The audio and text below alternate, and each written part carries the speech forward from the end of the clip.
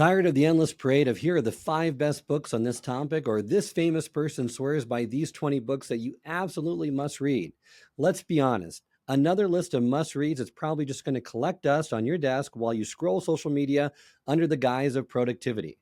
Book recommendations are kind of like gym memberships. They sound inspiring, but let's face it, they rarely lead to real transformation. What you really need isn't another list. You need actionable, no fluff takeaways from someone who's already done the heavy lifting for you.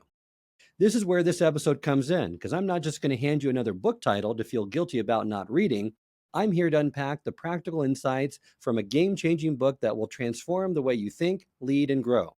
Today, we're diving into Jonah Berger's book, Contagious, a blueprint for understanding what makes ideas, products, and messages go viral. So let's skip the fluff, dig into the gold, and put these insights into work. Ready? Let's get started. Welcome to the Good Leadership Podcast, where we engage with esteemed thought leaders and explore research-backed strategies and techniques that empower leaders at every level to achieve meaningful results that drive lasting change. Now, the goal, Berger states, is not to shout your message to everyone. It's to get the right people talking about it. And he has a great framework to help you do that. It's called the STEPS framework, STEPPS. And no, it's not the latest fitness app, but it will get your ideas running laps around the competition.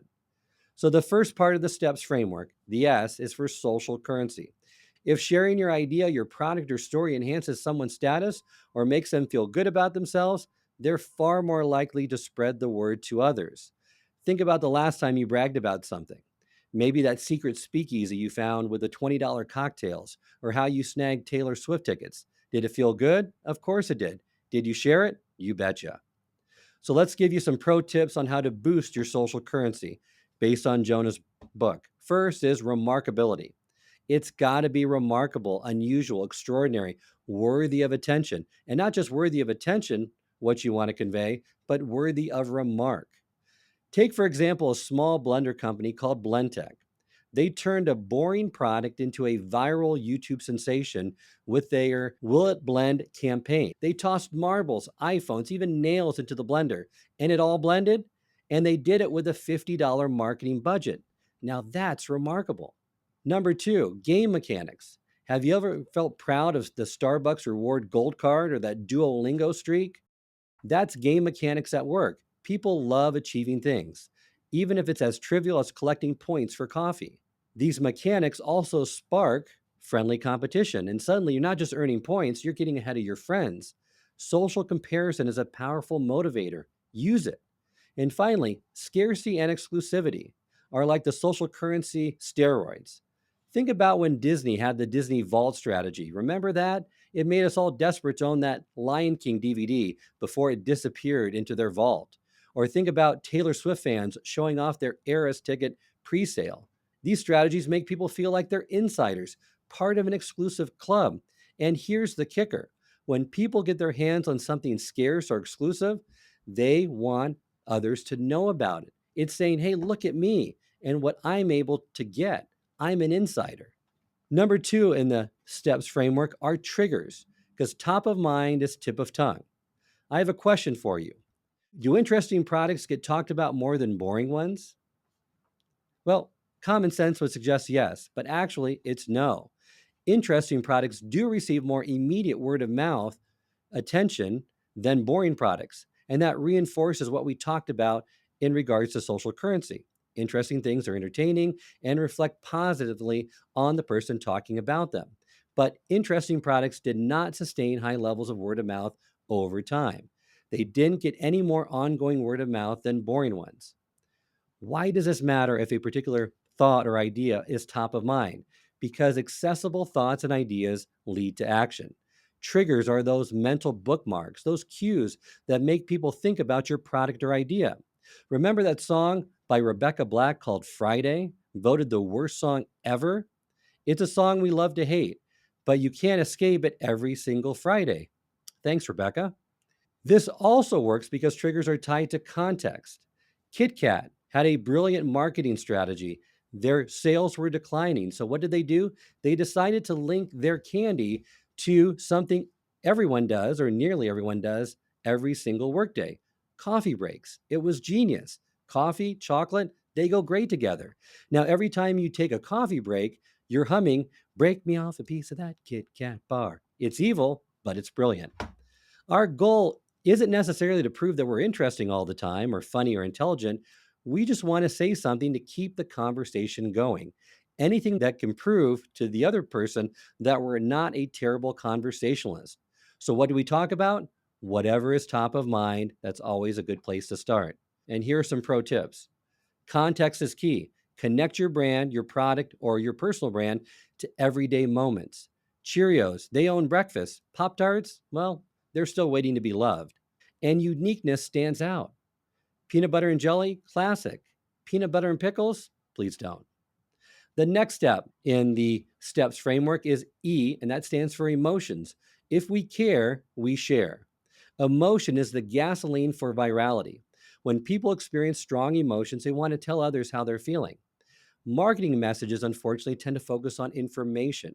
People think that if they just lay out the facts in a clear and concise way, it'll tip the scales. It won't, trust me, or trust Jonah Berger. And that's where emotion comes in. Rather than harping on the features or the facts, we need to focus on the feelings, the underlying emotions that motivate people to take action. A couple pro tips for emotional connection based on the book are: focus on those high arousal emotions, not the low arousal emotions. Now, arousal is a state of activation or readiness for action. The heart beats faster, the blood pressure rises, and some emotions fit this bill, like anger, anxiety, awe, amusement, and excitement. Other emotions are low arousal, like sadness and contentment. Try to avoid those.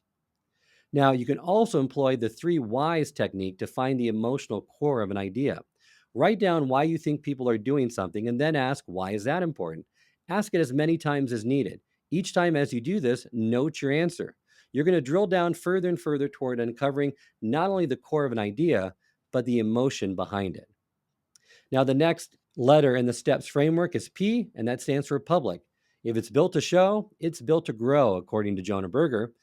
Because if people can't see your brand, they can't share it. Visibility is crucial and is easier for people to notice and to recognize your brand, then it's going to spread easier, right? The famous phrase, monkey see, monkey do, captures more than just a human penchant for imitation.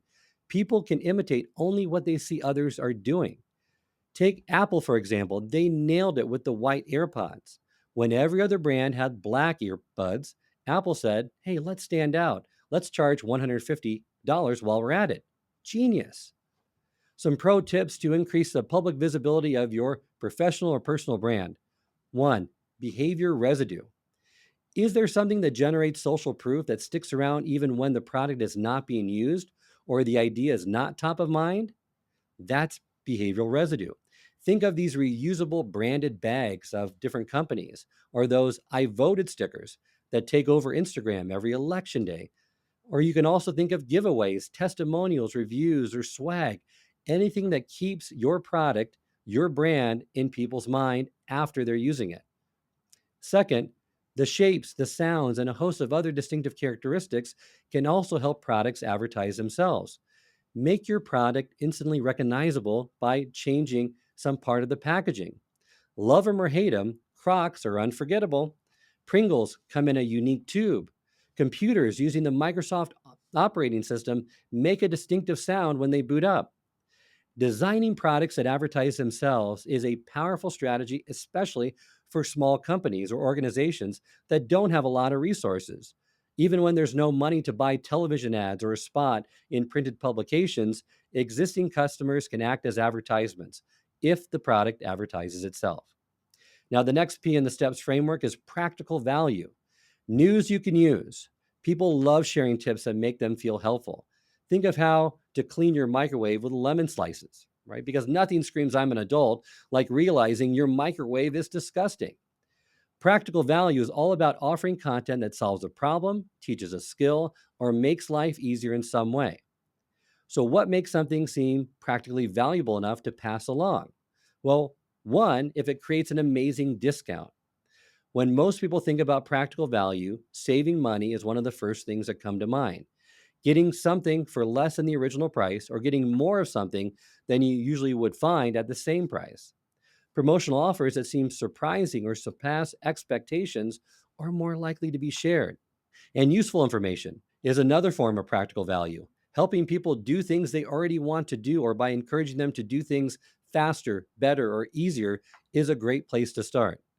Look at the content you've been emailed over the past few months or see similar patterns elsewhere. Articles about sunscreen brands that Consumer Reports rated the best, tips to recover quickly from exercise, or hints for that great pumpkin carving design around Halloween. All these things are useful because practical advice is shareable advice. But make sure your info, as you're sharing it, stands out. So you need to make sure that you package it in certain ways. Make it concise and accessible using simple language, 3 to 4 points at the max. And make sure to consider your audience when you're sending this information out. Some stories or information have broader audiences than others. You might think that the content that has the broader audience is more likely to be shared, but there's a problem with this assumption. Though you might think that, it's in fact not true at all. The narrower the content, the better it's going to be, and the more likely it's going to be shared because it reminds people of a specific person, friend, family member, and makes them feel compelled to pass it along. So while broadly relevant content could be shared more, content that is obviously relevant to a narrow audience may actually be going viral at a greater frequency. So to integrate practical value into your personal brand, focus on creating content that provides immediate benefits to your audience. Share quick tips, checklists, or even frameworks that your audience can apply right away. Now, the final part of the steps framework is that final S, and that stands for stories. Humans are wired for stories, and a great story doesn't feel like an ad, it feels like gossip. And who doesn't want to share a little gossip? Subway's Jared campaign, pre scandal, wasn't about sandwiches, it was about transformation. Everyone thought, wow, maybe I could lose weight eating fast food for a month. Spoiler alert, you can't. Pro tips for storytelling: make it relatable. Forget about your corporate mission statement, tell a story that feels human, and make sure it has valuable virality. Make sure your product's message is central to the story. Overall, here's the blueprint for contagious ideas. First, you want to attract your audience by using triggers and public visibility. Then, you want to engage your audience, spark emotion, and tell a story. And then finally, you want to benefit your audience by offering social currency and practical value. Jonah Berger's STEPS framework isn't just a guide for making products contagious, it's a roadmap for building a personal brand that people can't stop talking about. I hope this episode has provided you with valuable insights. If it has, I ask you to share it with someone who would also benefit from it. If you've been enjoying and gaining knowledge from this podcast, then subscribe to our YouTube channel where you can find all the previous episodes of the podcast and additional learning resources. You can also subscribe to the podcast on Apple or Spotify and leave up to a 5-star review.